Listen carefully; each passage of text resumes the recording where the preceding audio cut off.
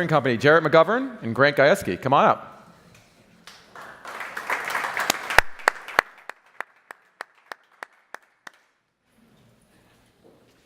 How are you? Good to see you again. See you again. Got a couple different mic options. Your timer is right over there.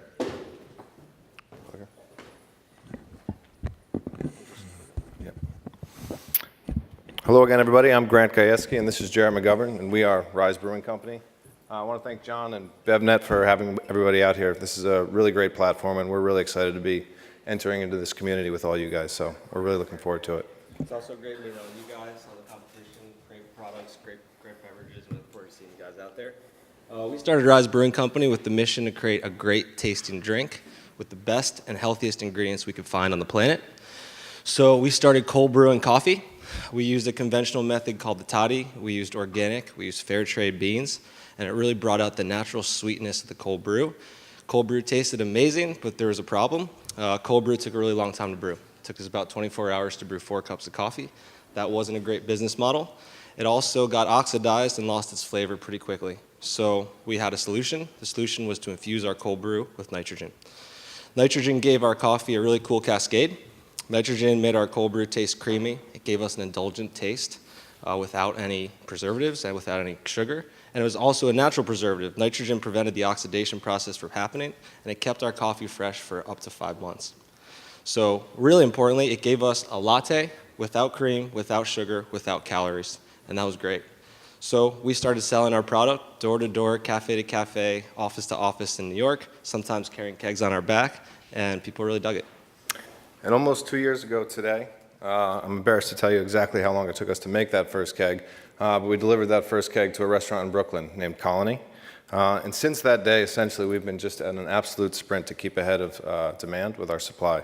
So at that time, we could produce about 1 keg over 24 hours, and currently in our brewery, we can do 1,500 kegs per day. Similarly, at that time, our manually operated Dixie Steamer could put out a whopping 4 cans per minute. And we're now on pace to have capacity to do 3 million cases per year. So our coffee is finding its way past the refrigerator shelves to places like offices and gyms, onto airplanes and ships, and also into the online retailers like Fresh Direct, Food Kick, and Jet.com, which I'm happy to say we sold out on the first 2 days, I think, that we were offered on Jet. We also like to think that we fuel some of the greatest minds in the country and the most innovative minds. From people at Apple to Facebook to CAA to ESPN, as well as some of the greatest athletes in the world, like the New York Yankees were in their locker room, the Chicago White Sox were in their locker room, we feel the NBA, as well as the New York Giants. So as Jarrett and I were preparing for this last night, we were looking at this slide, and we realized that we're in about 900 locations between our keg business and our can business. And over the last 2 years, we couldn't put together more than 5 people that have stopped purchasing Rise from us in those 2 years. So there's a real relationship that people develop with Rise, and I think it's that relationship that really inspires us to do better every single day.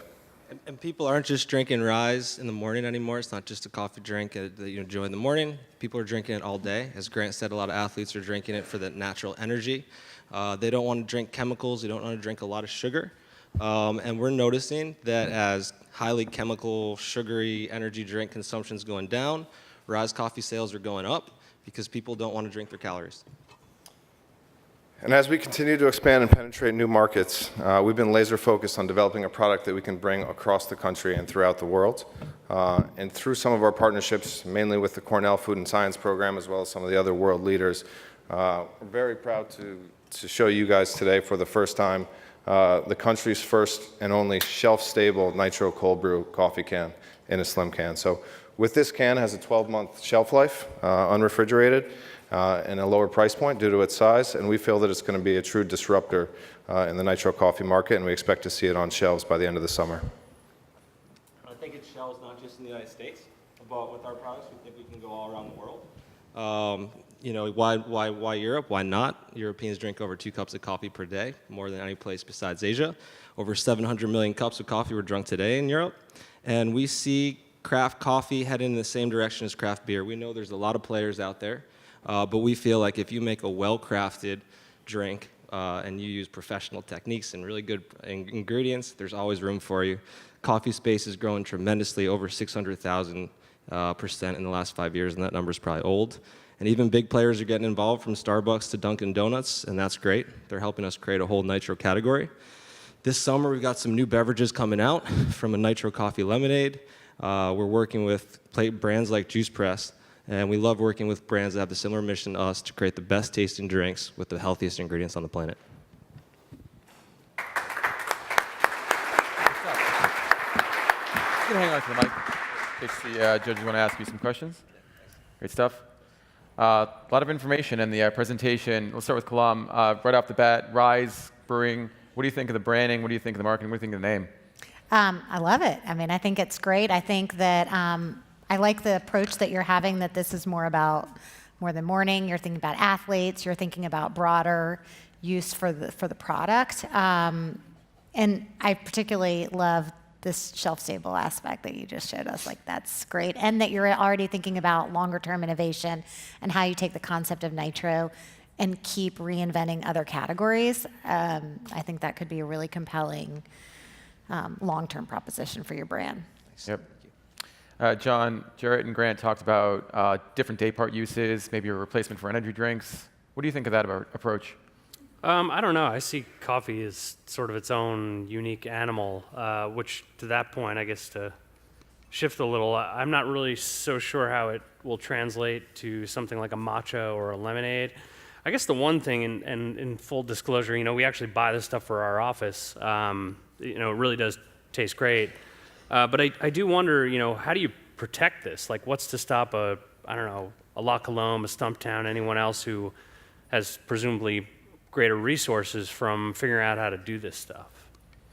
I don't think we can protect them from coming into the marketplace, but I think we can hold true to our principle, which is to make the best tasting drink we could possibly make and use organic ingredients. Not everybody's using organic ingredients, but there's some definite know-how and potential IP in our process. We mix a lot of different industries into our brewery, whether it's... And I also think that if you look at consumption based on a per ounce or per gallon base, coffee is pretty close to beer consumption. And if you look at the amount of brands, and if you walk into a bar, you can order 15, 20 different beers, and you probably have 2 coffee options.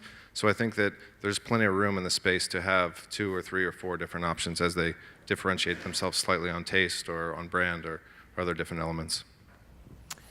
Tim, cold brew, fast growing but crowded category. I asked this yesterday in terms of differentiation. Do you think Rise has it?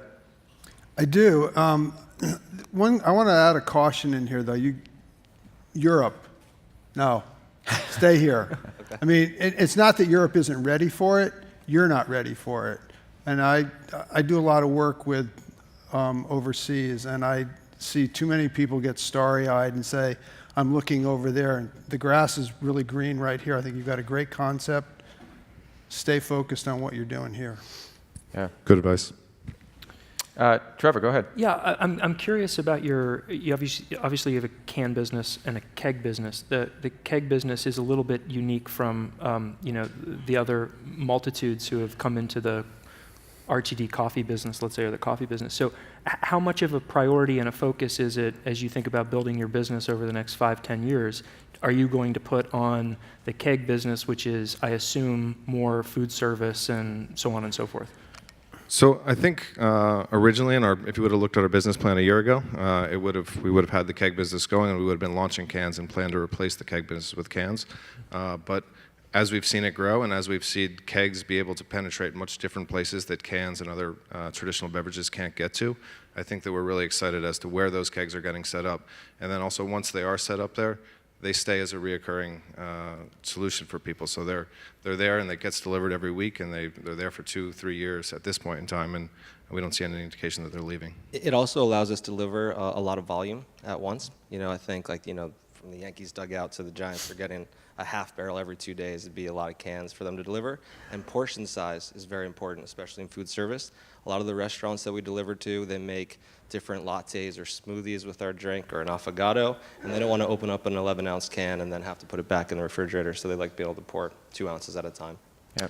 Is it always branded when it's on the shelf, or when it's in food service, in a keg? Is it always branded that's coming to the consumer? Every time. Every time branded. Carrie, I see you finished yours in record time over here, and John talked about the taste. How is Post-lunch caffeine. Post-lunch caffeine. Yeah, I mean, I think the brand is great. Like they mentioned, we're already selling it on Jet.com. It's performing well. I guess in terms of things to think about, so cold brew as a category, I think Melissa, when I met with her early on, mentioned that like kind of craft brewery connection, which I think is true. I think a lot of cold beer brands that we launch on the site are actually incremental. They're not really eating into each other's sales, which is good to see, and it's a highly replenished category, which I love.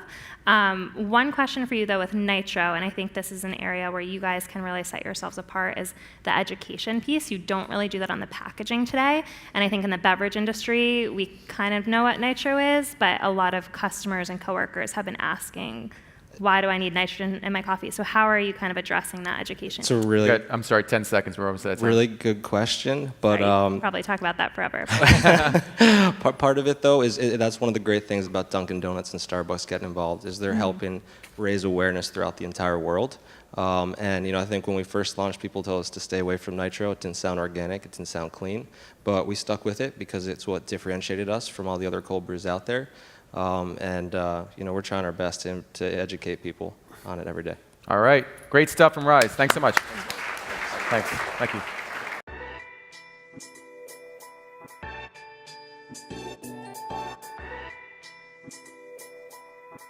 you.